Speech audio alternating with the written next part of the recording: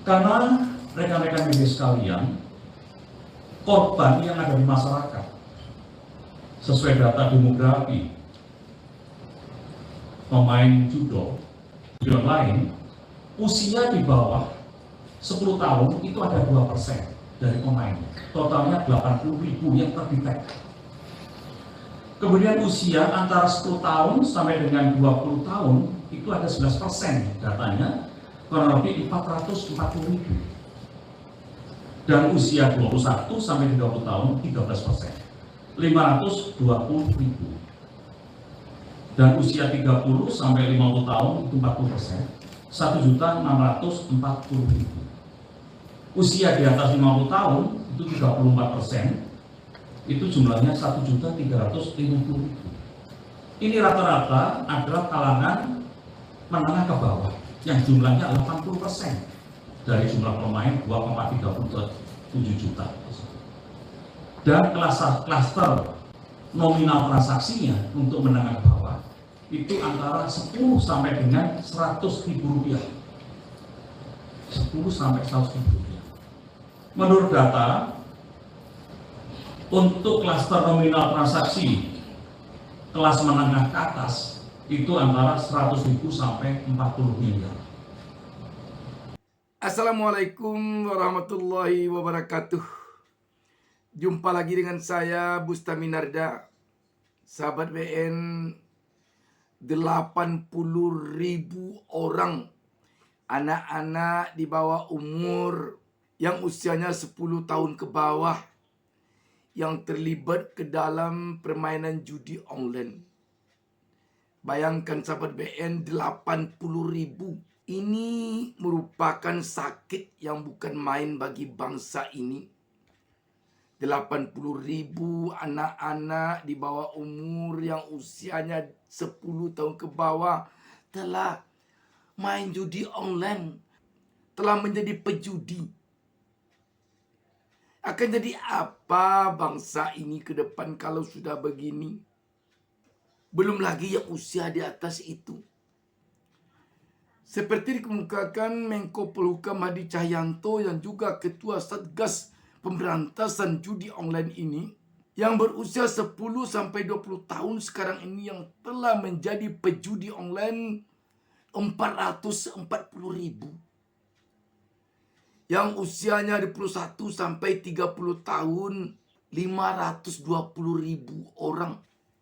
Yang usianya di atas 50 tahun menurut data dari Satgas Pemberantasan Judi Online ini tercatat pejudinya 34% atau sekitar 1.650.000 orang. Sahabat BN, benar-benar negara kita sekarang ini adalah negara yang sudah sakratul maut judi. Tetapi sayangnya pemerintah kita yang sudah diberi amanah oleh rakyat untuk memimpin bangsa ini baru sekarang terkejutnya oleh judi online ini. Selama ini kemana saja? Kalau dikritik dikatakan ini musuh ini. Ini orang yang tidak memilih kita dulu ini. Kapan negara kita ini akan berubah kepada lebih baik kalau itu juga yang kita persoalkan? Siapa yang memberikan masukan? Siapa yang melakukan kritikan? Siapa yang tidak, apa yang dikatakan oleh pemerintah itu aja yang benar katanya, dianggap itu musuh. Akhirnya yang terjadi ini seperti ini. Dan satu lagi penyakit kita sahabat BN, kalau tidak viral, tidak digubris. Ini kan karena sudah viral saja. Karena ada polwan yang membunuh suaminya dengan cara membakar suaminya yang terlebih dulu. Dia borgol suaminya. Suaminya juga seorang anggota Polri. Peristiwa poluan bakar suami yang juga polisi di Kompleks Asrama Polisi Polres Mojokerto, Jawa Timur, Sabtu 8 Juni 2024 menyita perhatian publik. Poluan yang sekaligus pelaku merupakan Bribtu FN berusia 28 tahun yang bertugas di Polres Mojokerto Kota. Sedangkan suami yang menjadi korban adalah Bribtu RDW berusia 28 tahun yang bertugas di Polres Jombang.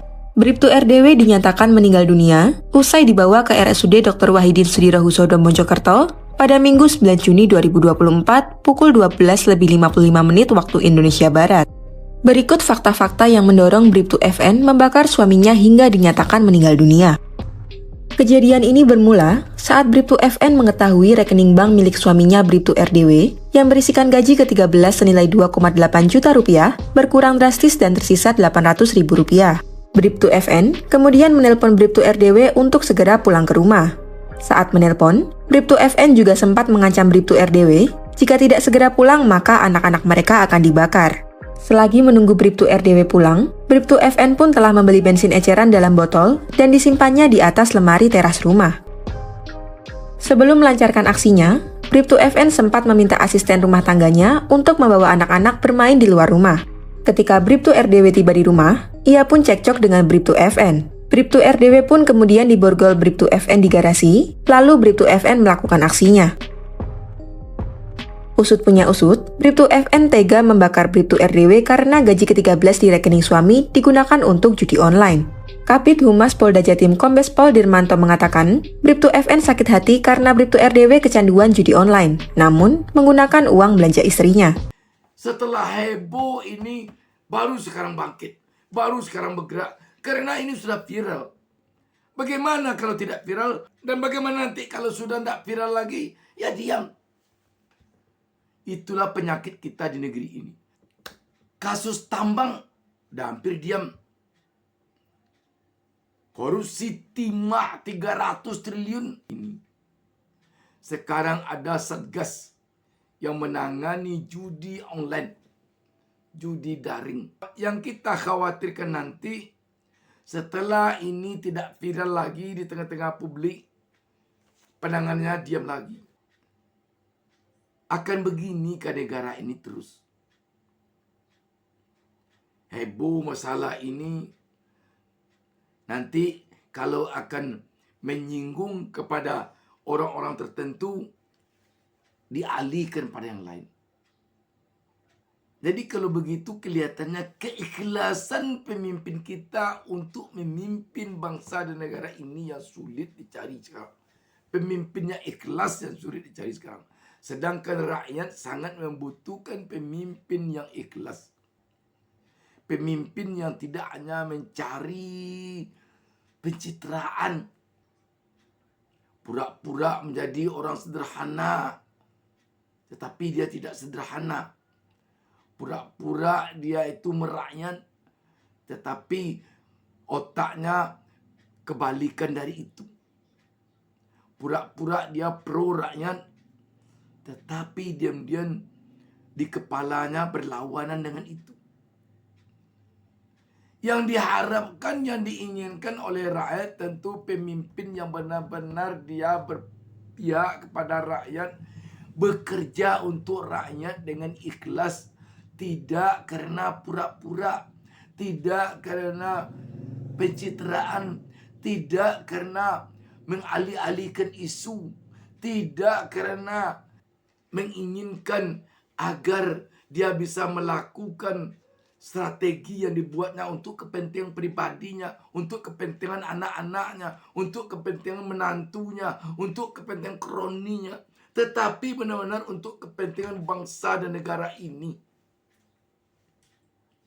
Ini kalau tidak ada pembakaran suami oleh istri si poluan itu, kita yakin sampai sekarang judi ini marak juga. Kenapa?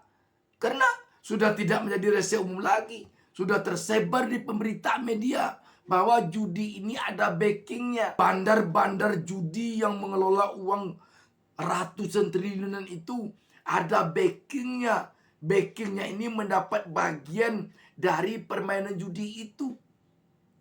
Bayangkan, dari Januari ke Maret tahun 2024 ini saja perputaran uang judi online ini 100 triliun. perputaran uang judi online di negara Indonesia ini selama 5 tahun terakhir ini 600 triliun. Bayangkan. Biaya pembangunan IKN saja 400 triliun lebih cuman. Ini 600 triliun. Sekarang ini belum lagi terdata sudah berapa banyak warga negara Indonesia yang bunuh diri karena judi online. Sudah berapa banyak rumah tangga warga negara Indonesia yang cerai karena judi online. Sudah berapa banyak warga negara Indonesia yang dulunya dia berada di luar garis kemiskinan, sekarang masuk ke dalam garis kemiskinan, bahkan berada di bawah garis kemiskinan. Sudah berapa banyak? Datanya belum ada. Kalau ada datanya ini kita mungkin makin ngeri nih. Makin ngeri. Yang sekarang banyak dikhawatirkan publik, dikhawatirkan rakyat. Jangan-jangan kerja Satgas ini hanya sifatnya ad hoc saja. Sebentar saja. Ketika nanti sudah tidak viral lagi, berganti pula viral dengan viral yang lain, ini hilang pula. Bandar-bandar judi bermain lagi. Sekarang kabarnya bandar-bandar judi ini lari ke luar negeri, ke Kamboja, ke negara-negara yang lain. Nanti setelah dingin, dia masuk lagi, backing bermain lagi. Kita tidak tahu ini, bisa saja pembacking ini menyuruh dia keluar. Kamu keluar dulu ke negara lain. Sedang hangat ini. Nanti setelah ada aba-aba dari saya, nanti kamu datang lagi ke sini kalau sudah aman. Sahabat BN, akan menjadi apa negara kita ini kalau begini permainan yang terjadi di negeri ini? Judi online di backing, narkoba di backing, tambang di backing. Apalagi yang tidak di backing? Di backing semua. Rasa malu kita di negeri ini sekarang yang sudah benar-benar luntur. Malu kalau kita berbuat tidak baik di tengah masyarakat. Nanti masyarakat melihat, kan malu. Malu itu udah hilang. Malu kalau kita tidak punya komitmen. Kita mengatakan bahwa kita tidak boleh begini, tidak boleh begini, tidak boleh begini. Tapi beberapa saat kemudian kita sendiri yang melakukan itu. Malu kita dengan rasa malu itu sudah hilang. Malu kita kalau tidak sesuai kata dengan perbuatan. Pagi kita bilang A, nanti sore bilang B, nanti malam bilang C. Malu kita dengaran. Rasa malu itu yang sudah hilang. Apa yang sudah pergi dari negeri ini kalau rasa malu ini yang sudah hilang? Kalau kita perhatikan, antara lain yang sudah pergi dari kita, yang menyebabkan rasa malu kita itu tidak ada. Jiwa agama kita kurang. Jiwa agama. Apalagi kalau kita bermain politik. Kalau bermain politik tanpa dibarengi rasa agama yang kuat, tanpa dibarengi iman yang kuat, maka terjadilah yang disebut kehilangan rasa malu ini. Karena kita tak malu lagi dengan Tuhan kita. Tak yakin kita lagi bahwa Tuhan kita melihat apa yang kita kerjakan ini. Tak yakin kita lagi bahwa Tuhan kita itu tidak pernah tidur. Tidak pernah luput kita manusia ini satu detik pun dari pemantauan dia. Kalau sudah tidak ada lagi iman, kalau sudah tidak ada lagi jiwa agama dalam dada, itu akan hilang. Kalau itu akan hilang di dalam bermain politik, kita akan leluasa melakukan apa saja yang bisa kita lakukan, apalagi kita sedang berkuasa. Semuanya akan kita lakukan. Karena tidak ada juga agama. Tidak ada iman. Kita sholat juga. Kita puasa juga. Kita berkurban juga. Malah kurbannya dengan sapi yang beratnya seberat-beratnya. Tetapi semua itu jatuhnya kepada pencitraan semua. Sholat karena dilihat orang. Puasa karena dilihat orang. Berkurban karena dilihat orang. Bukan karena dilihat Tuhan. Setelah itu apa lagi? Etika dan moral yang sudah habis dari kita. Kalau kita tidak punya etika, tidak punya moral, maka rasa malu kita akan hilang. Apapun yang dikatakan orang peduli amat. Yang penting tujuan kita tercapai dengan menghalalkan segala cara. Oh, di kedai-kedai kopi orang memperbincang kita saja. Oh, di depan-depan umum, di pasar-pasar orang memperbincangkan kita saja. Kita telah menjadi buah bibir orang di negeri ini karena perangai kita yang tidak baik. Peduli amat. Yang penting tercapai apa yang diinginkan. Itulah orang yang kalau etika dan moralnya sudah tidak ada. Sahabat BN. Kalau judi ini sudah marak seperti ini. Kalau anak-anak berusia 10 tahun ke bawah sudah dihancurkan oleh judi ini. Maka ke depan yang akan jadi pemimpin kita adalah orang yang tidak punya jiwa agama. Orang yang tidak punya iman. Orang yang tidak punya etika dan moral. Itulah yang akan memimpin bangsa dan negara ini ke depan. Ini baru judi online. Belum lagi judi offline. Taruhan ini, taruhan itu, sabung ayam, macam-macam. Kalau tidak juga berubah bangsa ini kepada yang baik. Mulai dari pemimpinnya sampai kepada rakyatnya.